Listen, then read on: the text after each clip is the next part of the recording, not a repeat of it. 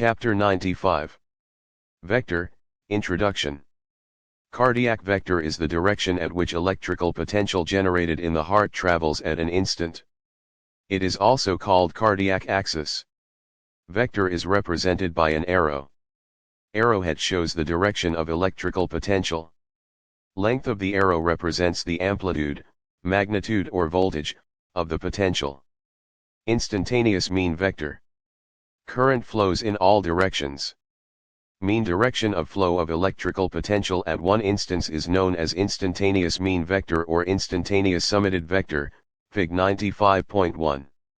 For example, when current flows through interventricular septum from the base of ventricles towards apex, the electrical potential generated by flow of current travels in different directions as follows.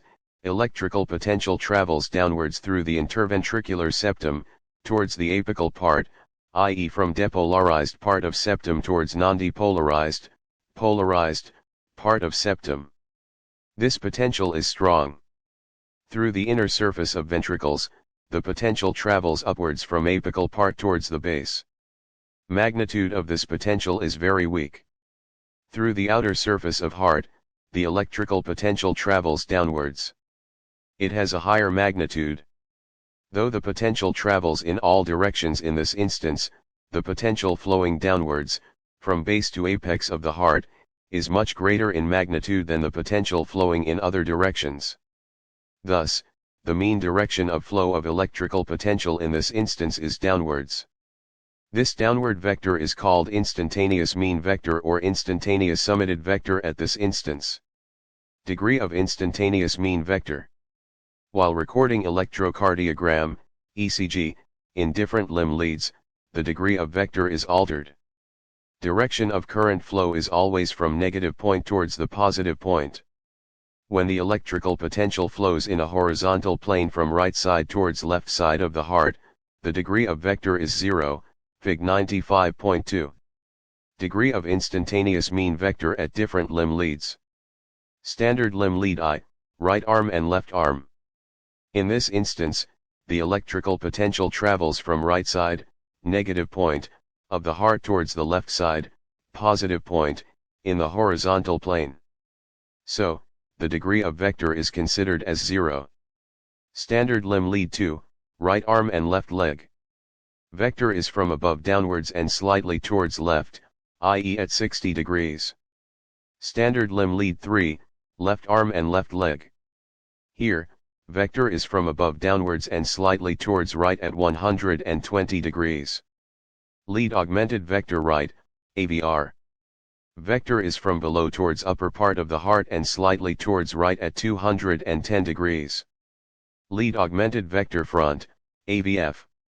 Vector is from above downwards at 90 degrees. Lead augmented vector left, AVL. In this, the vector is from below, towards upper part of the heart and slightly towards left, at 30 degree or at plus 330 degree. Calculated vector or mean Qrs vector. Instantaneous mean vector cannot be determined by the recording of ECG. But, another vector can be calculated by measuring the amplitude of Qrs complex from the ECG, recorded in standard limb leads. It is called the calculated vector or mean Qrs vector. It is also called the electrical axis of the heart or cardiac vector. Calculated cardiac vector is useful in the diagnosis of heart diseases. Calculation of mean Qrs vector. Calculation of mean Qrs vector depends upon the fact that if the amplitude of Qrs complex is determined from ECG recorded at any two standard limb leads, the amplitude of Qrs complex in the remaining lead can be known from the calculation. Amplitude is measured in mm. For determining the amplitude of Qrs complex, first the height of R wave is measured. From this value, height of negative wave Q or S, whichever is more, is deducted. The calculation is based on Eindhoven Triangle. Eindhoven Triangle. Refer previous chapter for Eindhoven Triangle. Steps for calculation of mean Qrs vector. An equilateral triangle is drawn on a plain paper. This triangle represents Eindhoven Triangle. Each side of this triangle represents one standard limb lead. From the midpoint of each side, a perpendicular line is drawn towards the center. Meeting point of the perpendicular lines represents center of electrical activity in the heart, Fig 95.3. On each side of triangle, the amplitude of QRS complex is plotted from midpoint towards the positive point of the lead. For example, the amplitude of QRS complex in lead I is 10 mm and in lead 2, it is 16 mm, Fig 95.4.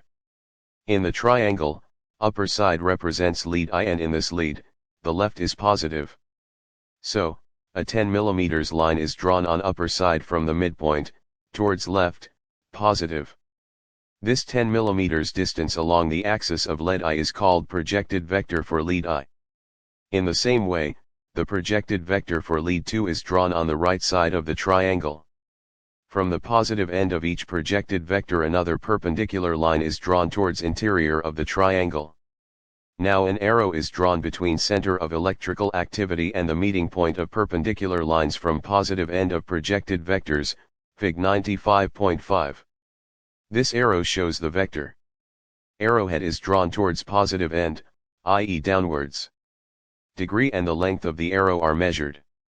Degree denotes the direction of vector and length denotes the magnitude. Amplitude of QRS complex in lead 3.